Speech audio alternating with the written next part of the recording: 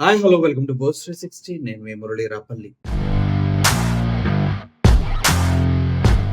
నెల్లూరు ఖైదీ శ్రీకాంత్ పెరేరుల విషయంలో చాలా గందరగోళం నెలకొన్న విషయం మనందరికీ తెలిసిందే. ఎందుకంటే ఈ నెల్లూరు ఖైదీకి ఎట్టి పరిస్థితుల్లో పెరోల్ ఇవ్వద్దు అంటూ నెల్లూరు జైలు సూపరింటెండెంట్ గారు ఒక నోట్ రాయటం కూడా జరిగింది.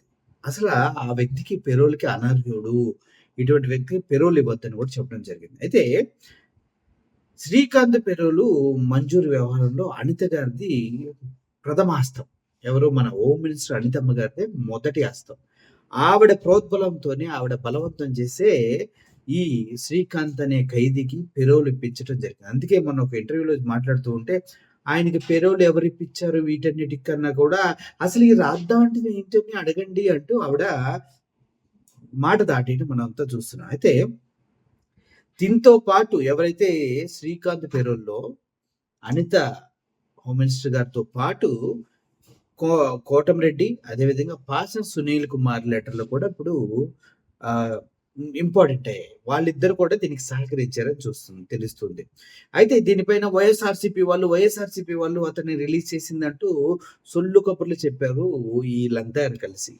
అయితే హోమ్ మినిస్టర్ అనిత గారికి నేను ఒకటే ప్రశ్న అడుగుతున్నా. అమ్మ హోమ్ మినిస్టర్ అనిత గారు, మీ ఎండోర్స్మెంట్ పైనే ఆ ఫైల్ కదిలిందనే వార్తలు వస్తూ ఉన్నాయి. ఎందుకు మీరంతా అతన్ని నెత్తిన పెట్టుకున్నారు? శ్రీకాంత్ అనే వ్యక్తిని, ఒక మర్డర్ కేసులో ఉన్నటువంటి ఖైదీ ఎందుకు నెత్తిన పెట్టుకుని ఆయనకి పెరోల్ ఎందుకు ఇప్పించారన్న విషయం ఇప్పటి వరకు అర్థం కావట్లేదు. ఎందుకంటే మే 16న ఫైల్ పంపిన హోమ్ మినిస్టర్ అనిత గారు, మే 16న హోమ్ మినిస్టర్ అనిత గారు ఆ ఫైల్ పంపిస్తే హోంమంత్రి ఆదేశాలతోనే ఫైల్ సిద్ధం చేసినటువంటి హోంమంత్రిత్వ శాఖ.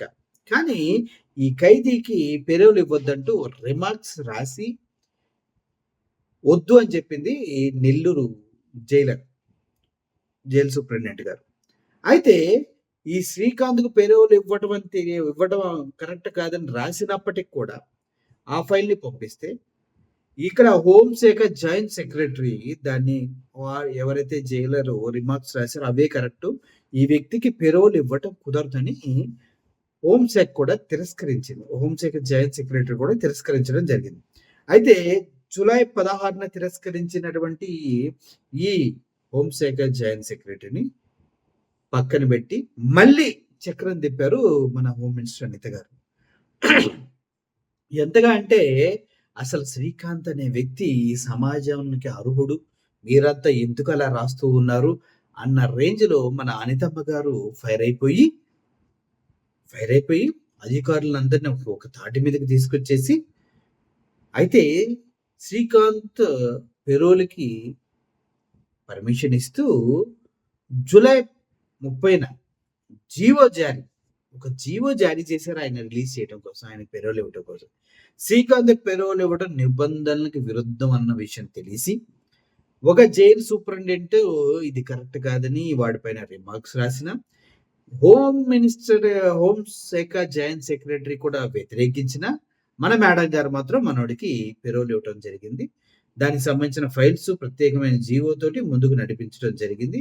అసలు ఎంత దారుణం అంటే ఇది మనుషులు ఎవడైనా దీన్ని అసలు ఎలా సహిస్తారో నాకైతే అర్థం కావట్లేదు. ఈ విధంగా చూసుకుంటూ పోతే మొన్న హోమ్ మినిస్టర్ గారు అనిత గారు మాట్లాడినటువంటి మాటలు ఒకసారి మీరు వినండి, అర్థమవుతుంది.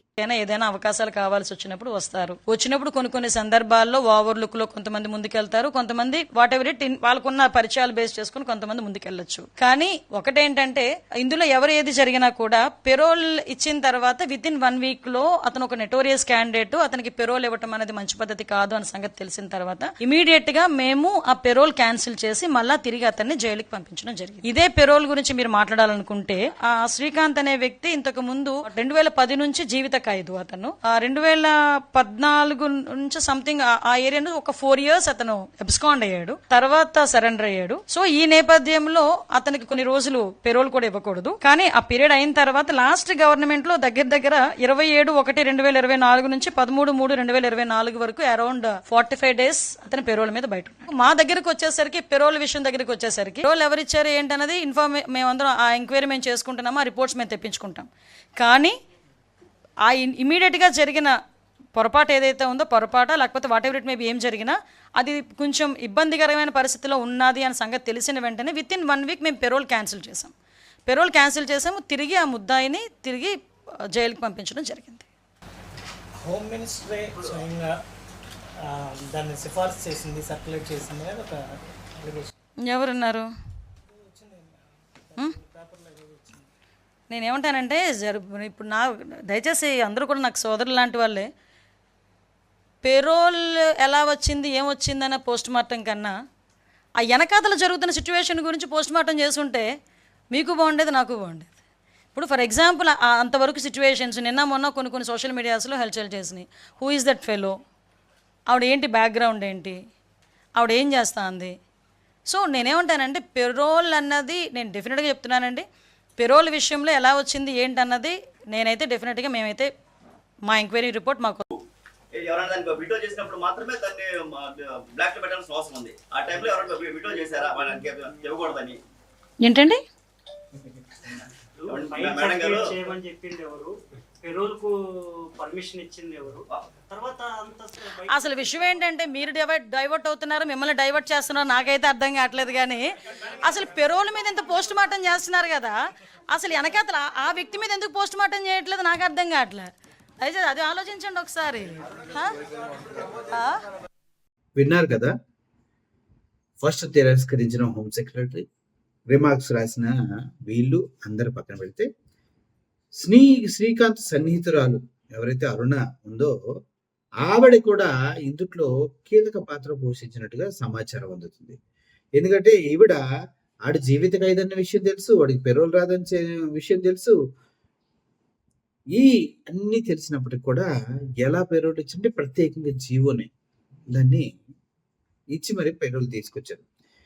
జీవిత ఖైదు అలివేలి శ్రీకాంత్కు పెరోల్ మంజూరు కోసం నెల్లూరు జిల్లాకు చెందిన టీడీపీ ఎమ్మెల్యే కోటమిరెడ్డి శ్రీధర్ రెడ్డి, వాసన్ సునీల్ కుమార్, హోంశాఖ సెక్రటరీ కేవి కిషోర్ కుమార్ సిఫార్సులు అనేవి చాలా చాలా కీలక పాత్ర అనేది పోషించడం జరిగింది. ఆ మేరకు వీళ్ళిద్దరిని కలిపి సిఫార్సు లేఖ ఇవ్వడంలో మన హోంమంత్రి గారు ముఖ్యమైన పాత్ర పోషించారు. గతంలో ఒకేసారి ఒకసారి జైలు నుంచి కూడా పరారయ్యాడు గురువు గారు. పెరోల్ ఇవ్వకూడదని తిరుపతి జిల్లా ఎస్పీ హర్షవర్ధన్ నివేదికలు కూడా సమర్పించారు. దీంతో ఎప్పుడు కూడా శ్రీకాంత్కి పెరోల్ రాదు అన్న విషయం అందరికీ తెలిసిన విషయమే. కానీ 16వ తారీఖున ప్రత్యేకంగా పెరోల్ కావాలంటూ వాసన్ సునీల్ కుమార్, అదేవిధంగా కోటమిరెడ్డి వీళ్ళంతా కలిసి ముందుకు తీసుకెళ్తాం. దీంట్లో హోంశాఖ ఇన్వాల్వ్ అయిపోవటం ఇవన్నీ చూస్తుంటే అసలు ఎందుకు అంత ఇంట్రెస్ట్ తీసుకుంటున్నారు ఆయన పైన అనేది మనం ఇప్పుడు ఆలోచించవలసిన విషయం. అయితే ఇద్దరు టీడీపీ ఎమ్మెల్యేలు పట్టుబట్టి మరి హోంమంత్రిత్వ శాఖ హోమ్ మినిస్టర్ అనిత గారు పైన ఒత్తిడి తెచ్చి మనోడికి పెరోల్ ఇప్పించారంటూ వార్తలు వస్తున్నాయి. నాకైతే ఎంత ఒత్తిడి తెచ్చినా హోంశాఖలో ఇంత సిల్లీగా చీప్గా ఒక ఆల్రెడీ రిమార్క్స్ రాసిన ఖైదీకి, అదేవిధంగా ఆల్రెడీ ఒకసారి జైలు నుంచి పారిపోయినటువంటి వ్యక్తికి పెరోల్ ఇవ్వద్దను సూపరింటెండెంట్లు, ఎస్పీలు అందరు రాస్తే ఈ సింపుల్గా పెరోల్ ఇప్పించేయటం జరిగింది. ఆ తర్వాత బయటకు వచ్చినంత వాళ్ళు మాలుకున్నారా, జనక పాయలు బాజీ అంటూ హక్ చేసుకొని ముద్దులు పెట్టుకుని అబ్బాబ్బా రోడ్డు అంతా రద్దంతా చేసి పడేశారు. ఈ డీల్ ఓకే అవ్వడంతో శ్రీకాంత్కి ఏ డీలు, ఈ అరుణ మంత్రికి డీల్ కుదిరింది. ఎవరు అమ్మాయి ఎవరైతే వాళ్ళ గర్ల్ ఫ్రెండ్ ఉందో ఆ అమ్మాయికి మంత్రికి ఒక రకమైన డీల్ కుదిరింది. ఆ డీల్ కుదరడంతో ఆయన హోంశాఖ శాఖ పైన కొంచెం ప్రెజర్ తీసుకొచ్చి అనిత గారి దగ్గరికి ఇన్వాల్వ్ అయ్యి డైరెక్ట్గా అనిత గారు నోటిఫైల్ పై సంతకం చేసి పెడితే మనోడికి వచ్చినాం. అంటే ఈ అరుణ ఇటువంటి డీల్ చేసుకుందన్న విషయం నాకైతే తెలీదు. ఒకవేళ ఒక మహిళ చేసుకోగలిగితే ఎటువంటి డీల్ చేసుకుంటుందో అది మీ ఊహకై వదిలేస్తూ ఉన్నా. ఈ నేపథ్యంలో హోంశాఖ కార్యదర్శి కుమార్ విశ్వజిత్ వద్దకు వెళ్ళి హోం మంత్రి ఒత్తిడితో తప్పనిసరి పరిస్థితుల్లో కుమార్ విశ్వజిత్ అనివార్యనీయంగా శ్రీకాంత్కు పెరోల్ మంజూరు చేస్తూ జూలై 13న ఉత్తర్వులు జారీ చేయడం జరిగింది.